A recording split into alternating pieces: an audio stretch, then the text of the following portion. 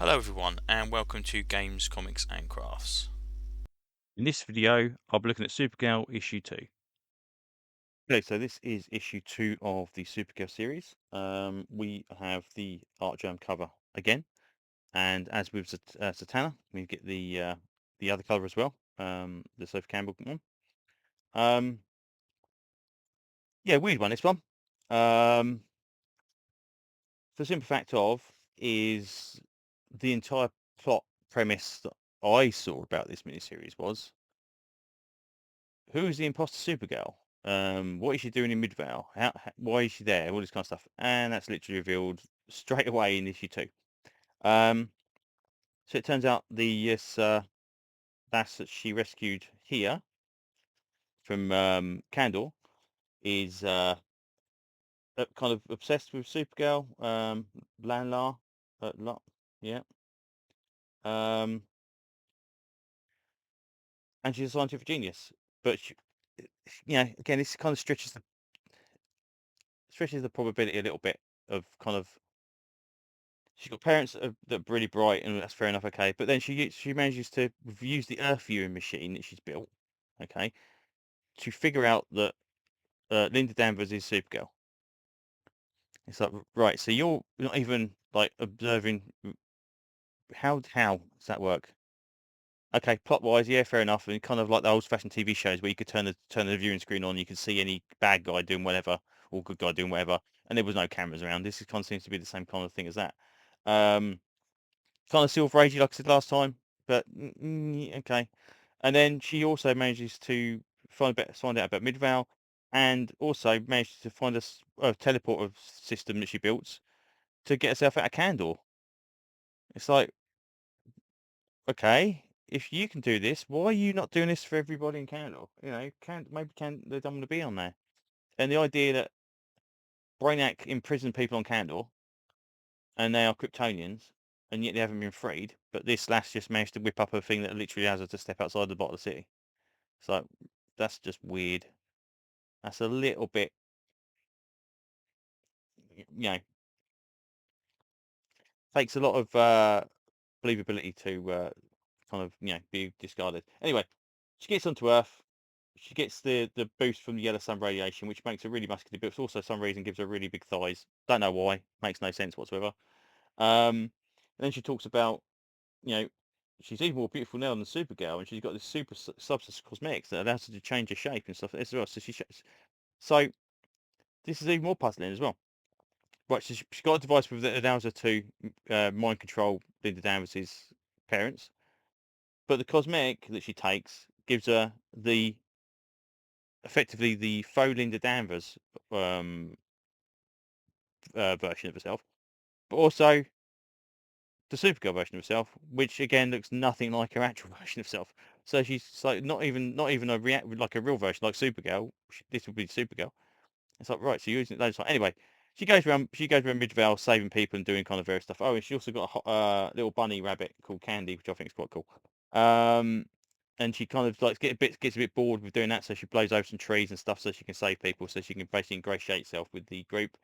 And then they get there, and the two Lindsay Abbas face off, and she gets this bottle out, and it's got Titano the gorilla in it. I don't know if Titano has ever kept it at Candor. I've no idea. Um, Meanwhile, Crypto and the bunny having a bit of a fight. Supergirl basically says that she really remembers that it's got kryptonite eye beams, so she can probably use that to her advantage, which she actually does do. Um, so yeah, so faux Supergirl um, basically starts saving people. And it's like, well, you are saving people, but you do realise you kind of released them here in the first place. And then she's about to shoot these laser beams off, and Supergirl turns Titano's head to kind of depower her. And then they manage to spin Titano into the ground. Meanwhile, for some reason, her cosmetics fall off. I don't quite know why. Um, and it's like, oh, you're not really Supergirl. And it's like, okay. And it's like, oh, we'll let this. We need to go. We'll take this one. We'll take our time on this one. You go, why? You've just literally seen she's effectively a supervillain. She's just effectively pretended to be you. Released Titano onto the public, and you can go, yeah, we'll let her go. And you go, okay. Um, Anyway, so she's they gets this gets put into the paper. Then we get they're talking with her friends, and she's getting fed up with her friends because they're all talking about mundane stuff she doesn't like. Um, and Supergirl calls up her friend, which is Lena Luthor. And it's like, okay, and I just happen to be in Midvale because my nan lived in Midvale, and she's got that. So this, what is this? Is this 70s? Is this the old kind of continuity that Lex Luthor's nan was also living in Midvale? Anyway, look at the uh, old costume that was destroyed last time, and they're basically, oh, it's been changed at a molecular level. So we need to sort something out for you because you've got a load of old costumes.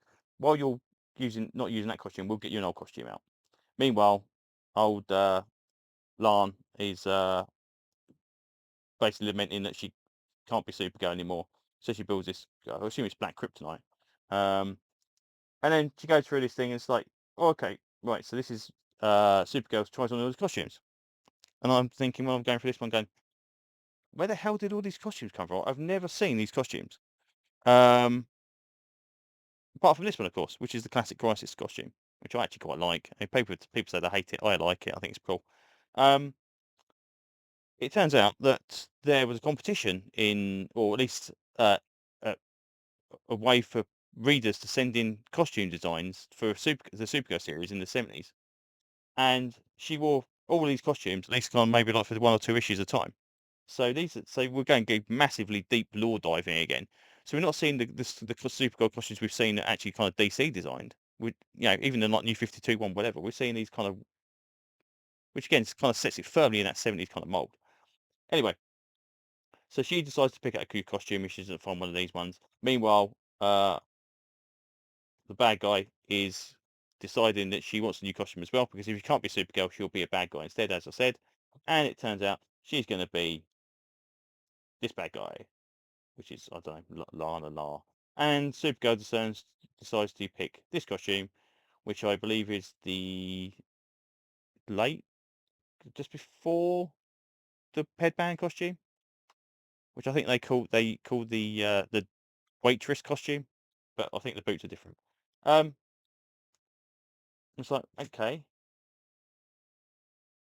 again, I don't, I'm perplexed. Story-wise, yeah, okay, it's fine. It kind of goes along at its pace, and I say there's some weirdness where you know Candor's kind of the restrictions of Candor are ignored by a girl because she needs to be smart than everybody else. Don't know why the thighs are growing, but what is the point of getting Artgerm, I believe it's Artgerm, to design a brand new spanking costume, which actually looks really, really good compared to the one we had just before this one. It looks more in line with classic kind of Supergirl costume. For it to only be destroyed and then replaced by an old costume, I don't honestly get it. It's just weird. We've got a preview for Crypto story, where we've got Crypto's origin story, which is fair enough. Um, a minute, there you go. Oh, can't see it in the light, but yeah, there you go. Art Jam costume. It's beautiful. It's really, really good. And then you can ignore it. Um, so yeah, again, okay, fair enough. It's okay. It is very, very much in the Silver Age stuff, which we saw issue 1. There's just some weird stuff going on there, and it just makes me wonder what was the point of some of it. And also the idea that it was kind of like, who is the fake Supergirl? And you go, oh, yeah, well, you do. You know exactly who it is and what she's doing. So okay. So yeah. Anyway, so not too bad, but I'll stick with it. Artwork wise, I think I like the artwork, and and Silver Age Supergirl's not a bad thing. It's just a little bit perplexing. So there you go. Anyway, I mean, I stuck with Changes the Unknown, and I thought that was nowhere near as good as this. Um, so yeah, so we'll see where this one goes. Anyway, that's enough rambling for now. So thanks for listening, and hopefully I will see you on another video very, very soon. Bye bye.